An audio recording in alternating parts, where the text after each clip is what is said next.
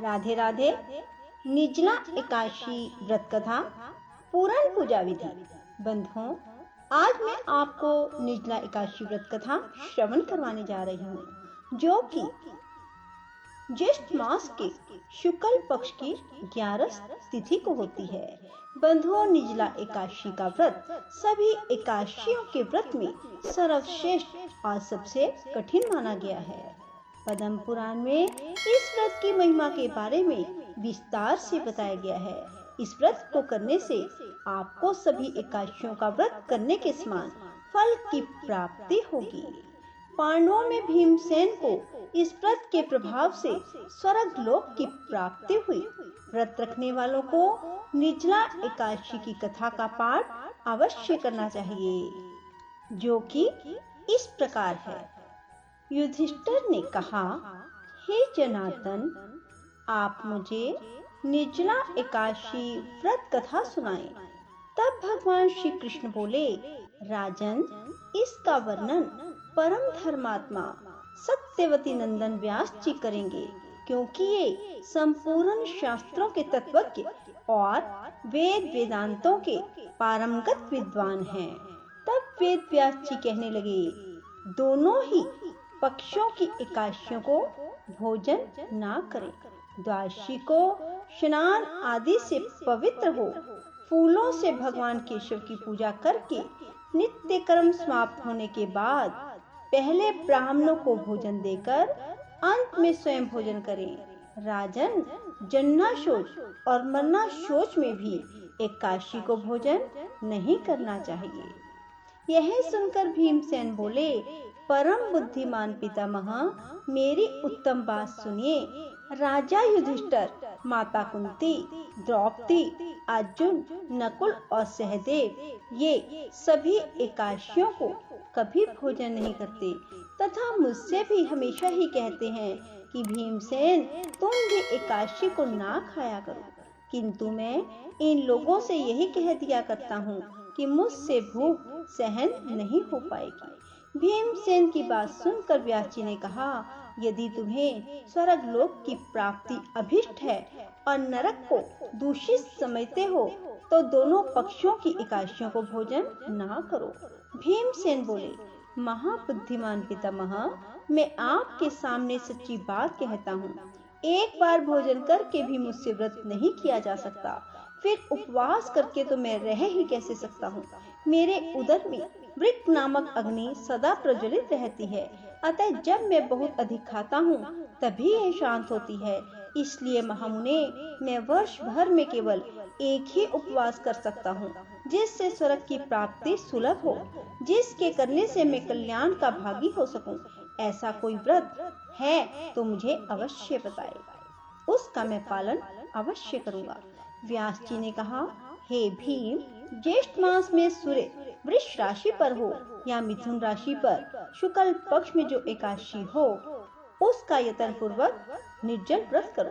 केवल कुल्ला या आचमन करने के लिए मुख में जल डाल सकते हो, उसको छोड़कर और किसी प्रकार का जल विद्वान पुरुष मुख में ना डाले, अन्यथा व्रत भंग हो जाता है। एकादशी को सूर्योदय से लेकर दूसरे दिन के सूर्योदय तक मनुष्य जल का त्याग करे तो यह व्रत पूर्ण होता है। इसके बाद द्वादशी को निर्मल प्रभात काल में स्नान करके ब्राह्मणों को विधि पूर्वक जल और स्वर्ण का दान करें। इस प्रकार सब कार्य पूरा करके जितेंद्रिय पुरुष ब्राह्मणों के साथ बैठ भोजन करें। वर्ष भर में जितनी एकादशियां होती हैं, उन सब का फल केवल एक व्रत निर्जला एकादशी के सेवन से ही प्राप्त हो जाता है। इसमें तनिक भी संदेह नहीं है। शंख, चक्र और गदा धारण करने वाले भगवान केशव ने मुझसे कहा था कि यदि मानव सब को छोड़कर एकमात्र मेरी शरण में आ जाए और एकादशी को निराहार रहे तो वह सब पापों से छूट जाता है। एकादशी व्रत करने वाले पुरुष के पास विशालकाय, विकराल आकृति और काले रंग वाले दंड पाशधारी भयंकर यमदूत नहीं आते।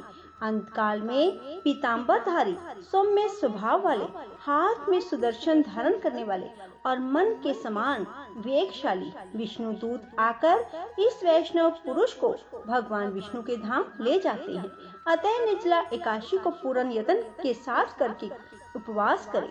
तुम भी सब पापों की शांति के लिए यत्न के साथ उपवास और श्री हरि का पूजन करो। स्त्री हो या पुरुष, यदि उसने मेरु पर्वत के समान बराबर भी महान पाप किया हो तो यह सब निर्जला एकादशी के प्रभाव से भस्म हो जाता है। जो मनुष्य उस दिन जल के नियम का पालन करता है वह पुण्य का भागी होता है। उसे एक एक पहर में कोटि कोटि स्वर्ण मुद्रा दान करने का फल प्राप्त होता है।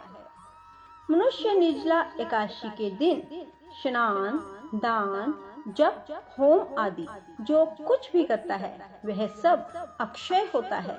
यह भगवान श्री कृष्ण का कथन है। निर्जला एकादशी को विधि पूर्वक उत्तम रीति से उपवास करके मानव वैष्णव पद को प्राप्त करता है। जो मनुष्य एकादशी के दिन अन्न खाता है वह पाप भोजन करता है। इस लोक में वह चंडाल के समान है और मरने पर दुर्गति को प्राप्त होता है। जो ज्येष्ठ के शुक्ल पक्ष में निर्जला एकादशी को उपवास करके दान देंगे वे परम पद को प्राप्त होंगे। जिन्होंने निर्जला एकादशी का व्रत किया है वे ब्रह्म हत्यारे, शराबी तथा गुरुद्रोही होने पर भी सब पातकों से मुक्त हो जाते हैं। हे कुंती नंदन, निर्जला एकादशी के दिन श्रद्धालु स्त्री पुरुषों के लिए जो विशेष दान और कर्तव्य विहित हैं, उसे सुनो। उस दिन जल में शयन करने वाले भगवान विष्णु का पूजन और जलमयी धेनु का दान करना चाहिए अथवा प्रत्यक्ष धेनु या घृतमयी धेनु का दान उचित है।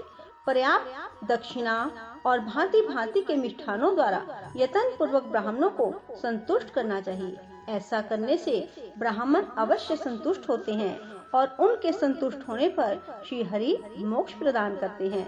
जिन्होंने शम, दम और दान में प्रवृत्त हो श्री हरि की पूजा और रात्रि में जागरण करते हुए इस निर्जला एकादशी का व्रत किया है, उन्होंने अपने साथ ही बीती हुई 100 पीढ़ियों को और आने वाली 100 पीढ़ियों को भगवान वासुदेव के परम धाम में पहुंचा दिया है। निर्जला एकादशी के दिन अन्न, वस्त्र, गौ, जल, शैया, सुंदर आसन, कमंडल, छाता दान करने चाहिए। जो श्रेष्ठ और सुपात्र ब्राह्मण को जूता दान करता है वह सोने के विमान में बैठकर स्वर्ग लोक में प्रतिष्ठित होता है। जो इस एकादशी की महिमा को भक्ति पूर्वक सुनता और भक्ति पूर्वक उसका वर्णन करता है वे दोनों स्वर्ग लोक में जाते हैं। चतुर्दशी युक्त अमावस्या को सूर्य ग्रहण के समय श्राद्ध करके मनुष्य जिस फल को प्राप्त करता है वही इसके श्रवण से भी प्राप्त होता है। पहले दंत धावन करके यह नियम लेना चाहिए कि मैं भगवान केशव की प्रसन्नता के लिए एकादशी को निराहार रहकर आचमन के सिवा दूसरे जल का भी त्याग करूंगा। द्वादशी को देव देवेश्वर भगवान विष्णु का पूजन करना चाहिए। गंध, पुष्प, धूप, सुंदर वस्त्र से विधि पूर्वक पूजन करके जल का घड़ा संकल्प करते हुए निमन मंत्र का उच्चारण करें। संसार सागर में तारने वाले देव ऋषिकेश, इस जल के घड़े का दान करने से आप मुझे परम गति की प्राप्ति करवाइए। भीमसेन ज्येष्ठ मास में शुक्ल पक्ष की जो शुभ एकादशी होती है उसका निर्जल व्रत करना चाहिए। उस दिन शेष ब्राह्मणों को शक्कर के साथ जल के घड़े दान करने चाहिए।